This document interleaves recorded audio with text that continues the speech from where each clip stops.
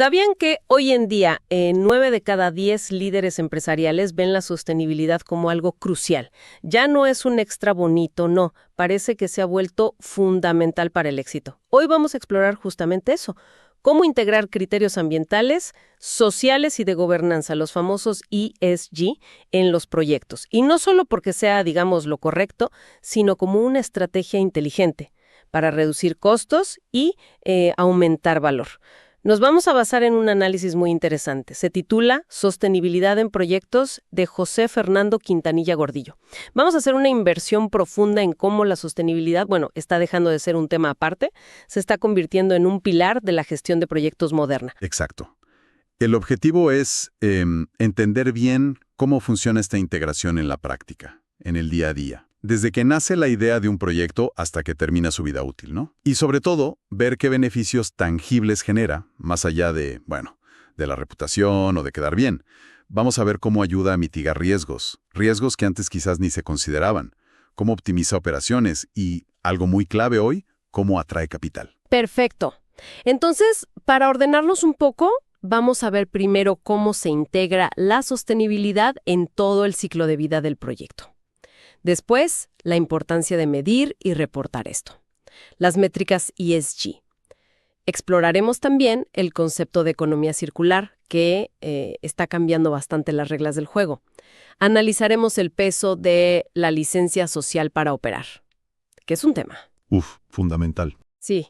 Veremos también el rol de la innovación y la tecnología en esto.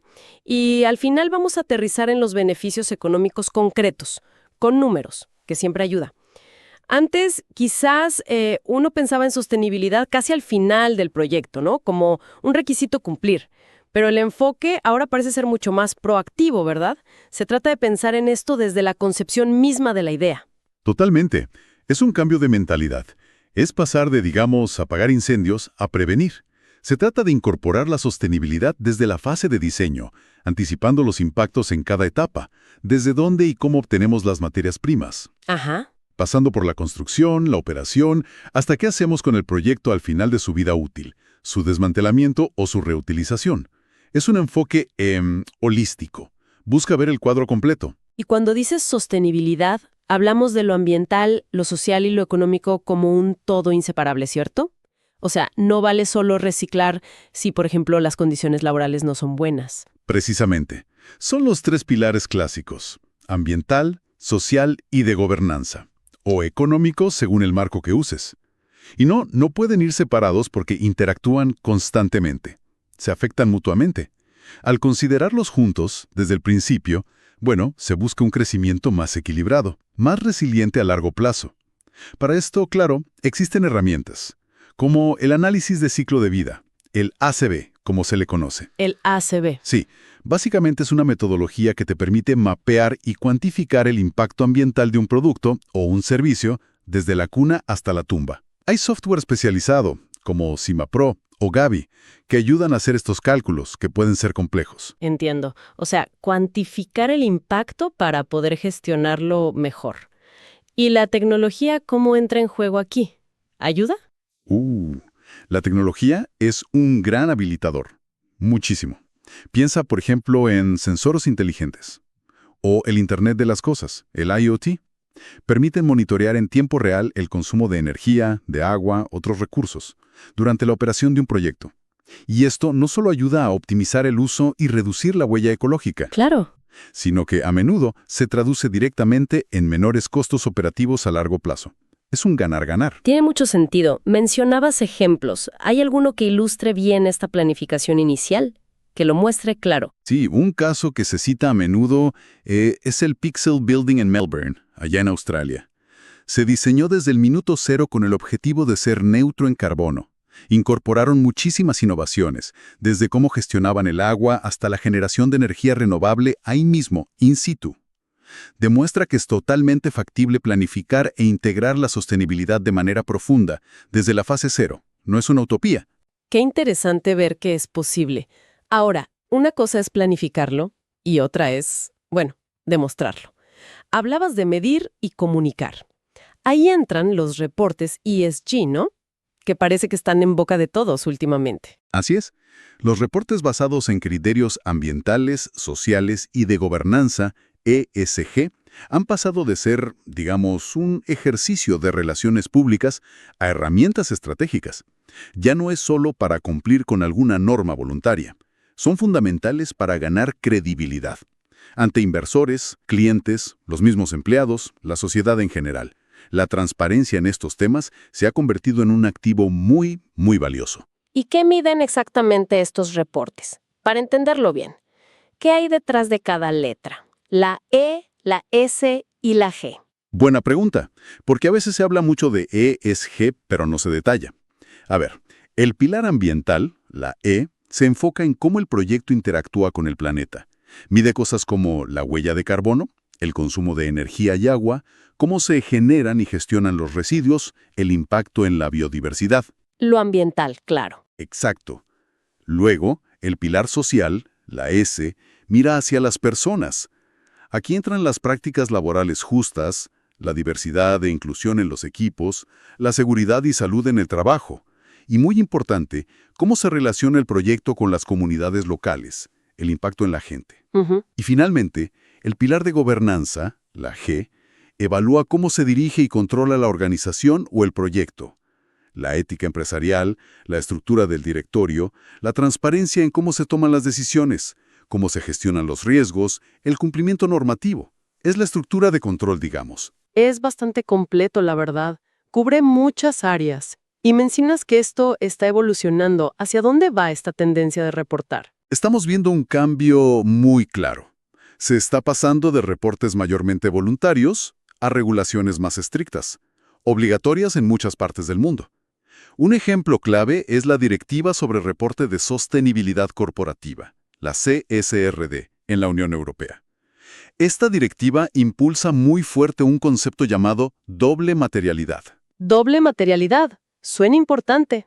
¿Qué significa exactamente? Significa que las empresas ya no solo deben informar sobre cómo sus operaciones impactan en el medio ambiente y la sociedad. Esa es la visión tradicional, ¿no? De adentro hacia afuera. Sí. Sino que también deben analizar y reportar cómo los propios desafíos de sostenibilidad, piensa en el cambio climático, la desigualdad social, la escasez de agua, afectan o podrían afectar la rentabilidad, el valor y la viabilidad futura de la propia empresa. Es la visión de afuera hacia adentro. Es una calle de doble sentido. Conecta directamente la sostenibilidad con el desempeño financiero del negocio. Entendido. Es bidireccional.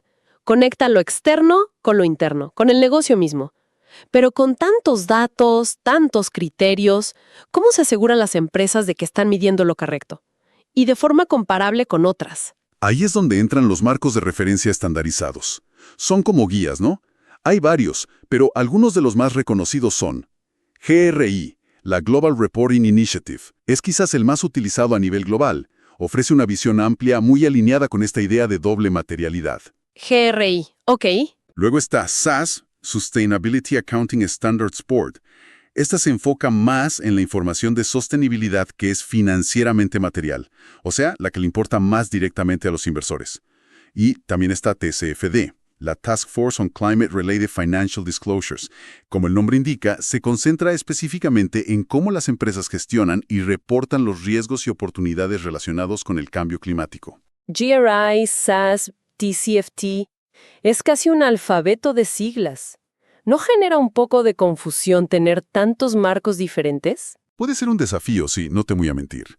A veces las empresas usan una combinación de ellos o eligen el que mejor se adapta a sus stakeholders principales, a sus inversores o a las regulaciones que les aplican.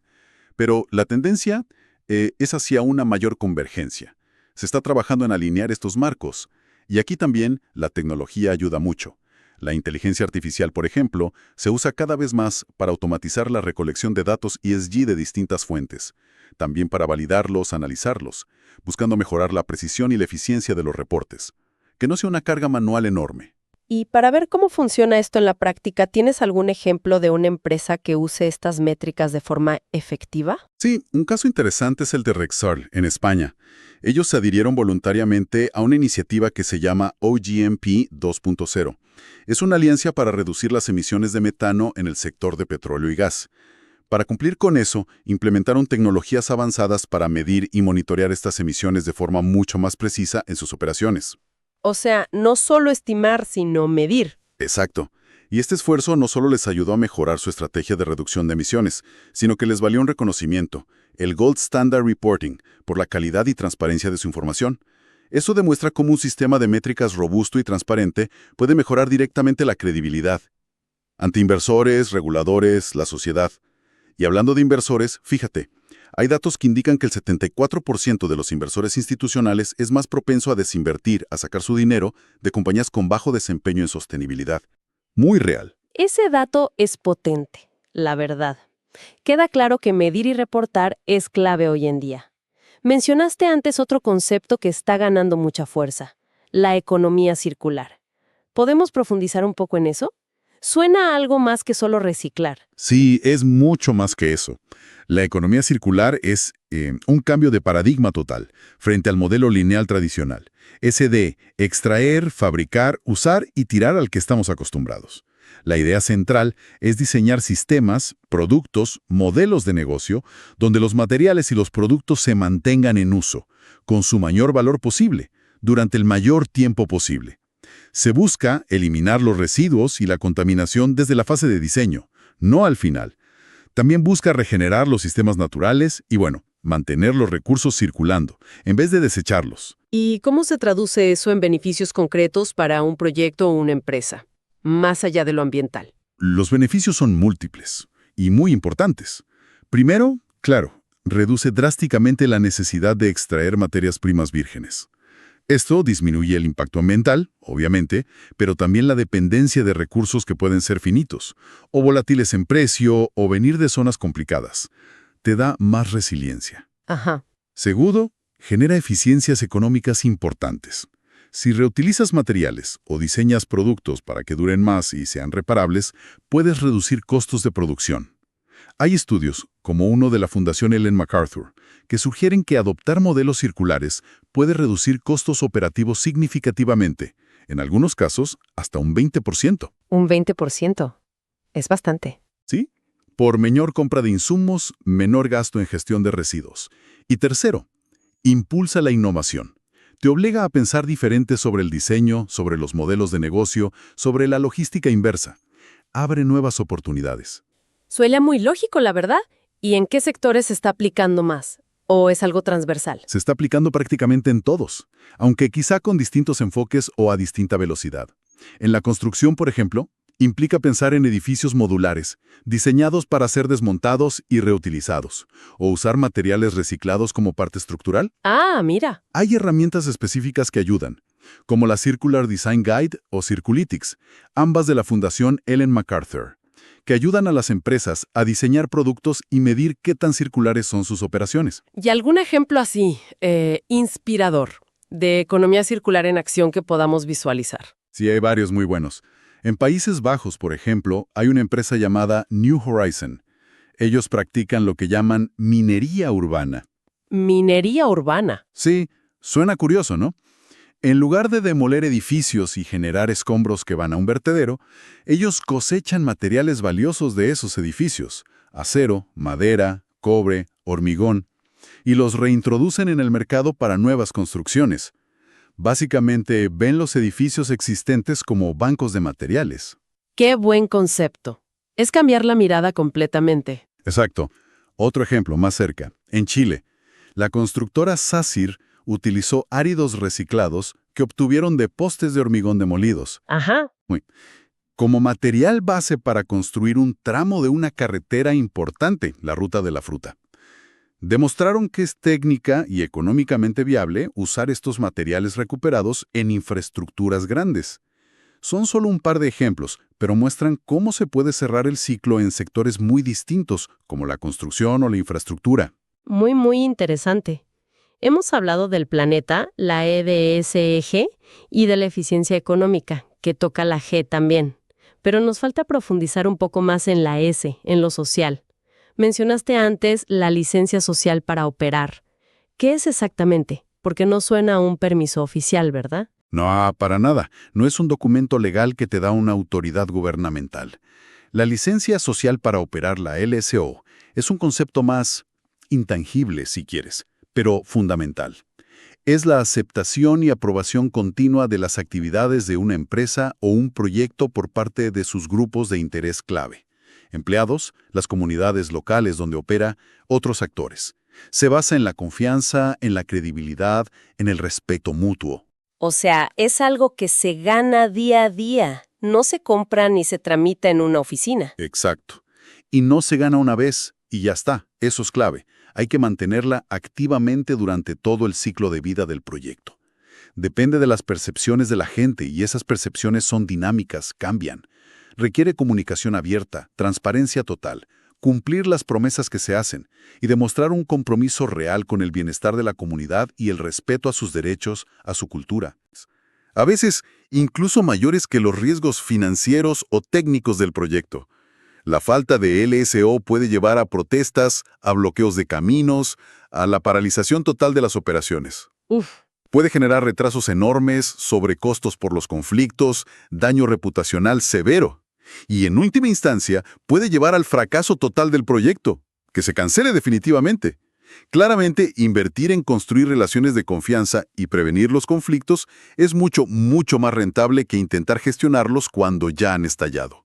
Y ojo, esto no aplica solo a la minería o a las industrias extractivas, que es donde más se habla de LSO. Aplica a cualquier proyecto grande que tenga un impacto significativo en su entorno social. Infraestructura, energía, turismo. Entendido. Entonces, ¿cómo gestionan las empresas esta LSO de forma proactiva? ¿Qué herramientas usan para construir esa confianza? Se usan varias herramientas y enfoques. Por ejemplo, es fundamental realizar evaluaciones de impacto social y en derechos humanos antes de empezar el proyecto, para identificar riesgos y prevenir efectos negativos.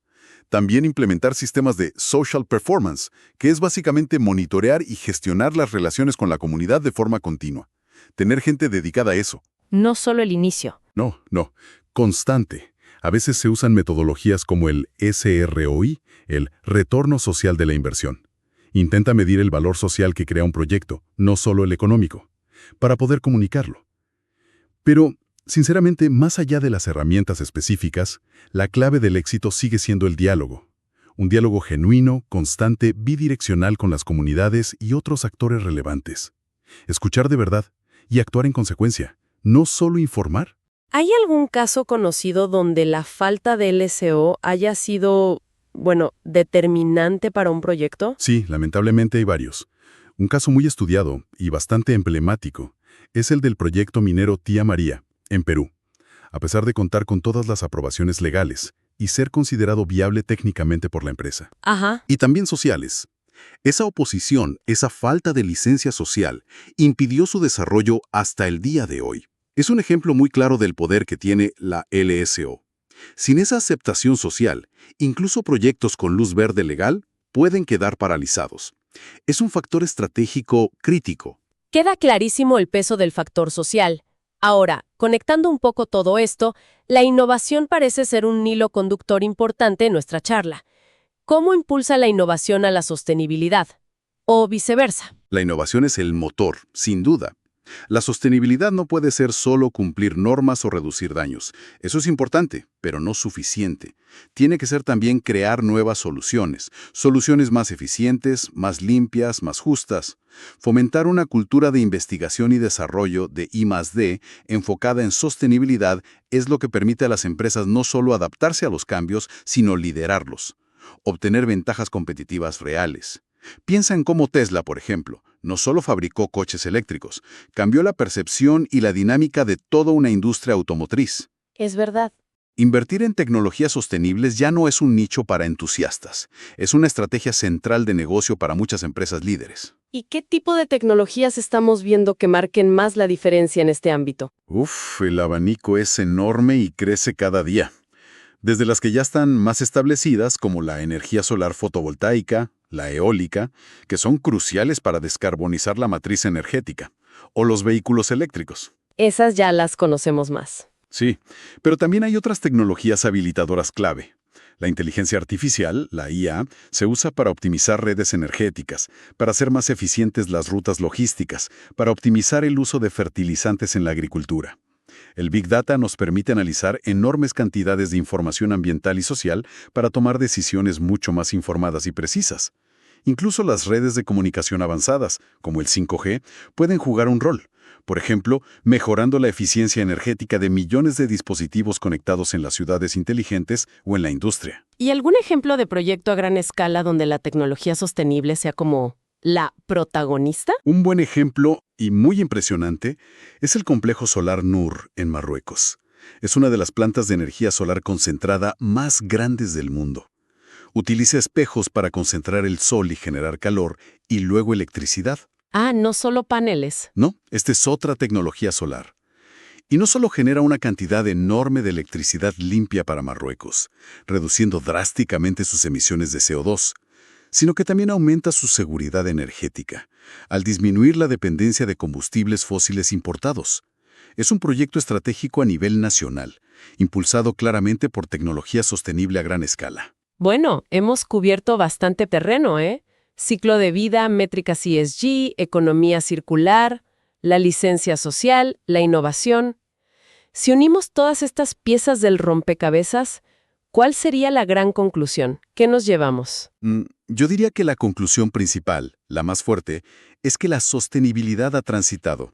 Ha dejado de ser vista como un costo, o una carga, o algo bonito de tener, a ser reconocida como un pilar fundamental para la gestión exitosa y, sobre todo, rentable de los proyectos en el siglo XXI. Integrar criterios ESG desde el inicio, medir y reportar con transparencia, adoptar la economía circular, invertir en innovación sostenible, ya no son gastos, son inversiones estratégicas, inversiones que generan valor tangible a corto, mediano y, muy importante, a largo plazo. Y supongo que hay cifras que respaldan esa afirmación de valor tangible, ¿no? Porque al final los números pesan mucho en las decisiones. Absolutamente. Y es importante recalcarlo. No es solo una cuestión de principios o de imagen. Los datos económicos son cada vez más contundentes.